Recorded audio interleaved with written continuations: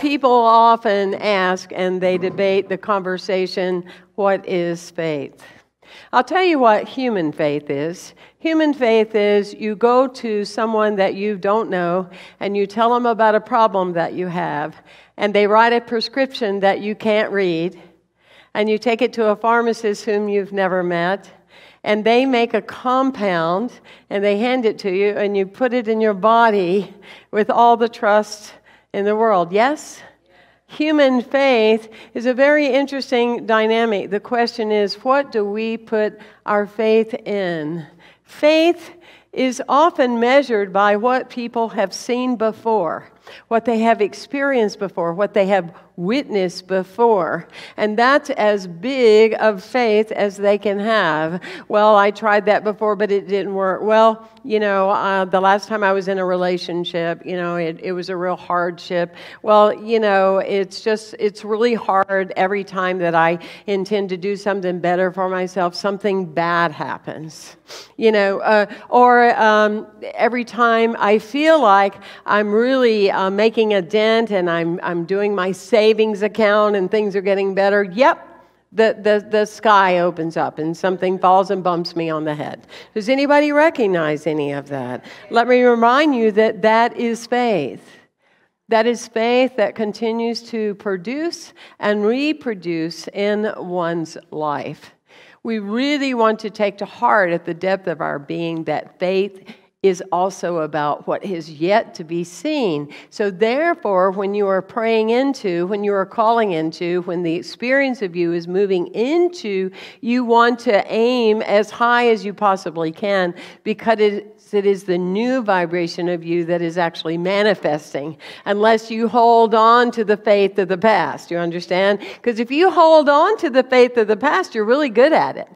And you can do it time and time and time again. And you can recreate somebody that's going to break your heart. You can recreate somebody that's going to abandon you. You can recreate somebody that's going to let you down. You can do all those things over and over and over again and tell everybody how right you are and how smooth you are in the same delivery. You are using a principle that we call law. About 2 years ago, when my mother first moved here, my mom she needed help and support. So initially she went into an assisted living facility. And that assisted living facility didn't measure up, not according to our faith. And we were having to assist them more than they were assisting my mom. You know what I mean? And it was just unnerving. And we were constantly concerned about her being given the wrong medication and all this stuff. So one night, some mastermind friends were gathered at the home, and I was telling Carol and Sharon that we needed to make a new decision. Teresa, myself, and Bibi, a new decision about my mom. And my friend pulls out her phone and Googles, infinite Google, and Googles apartments.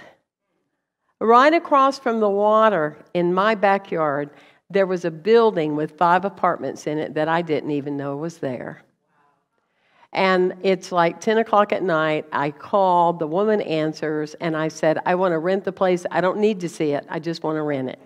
I want my mom right there. My mother lives 527 steps from my home.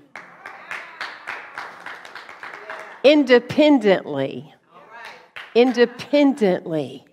That's the part I want you to feel in your heart.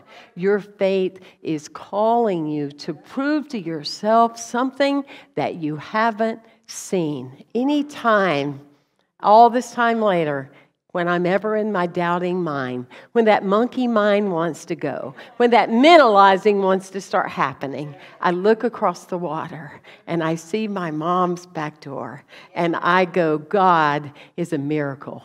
And I'm ready for some more.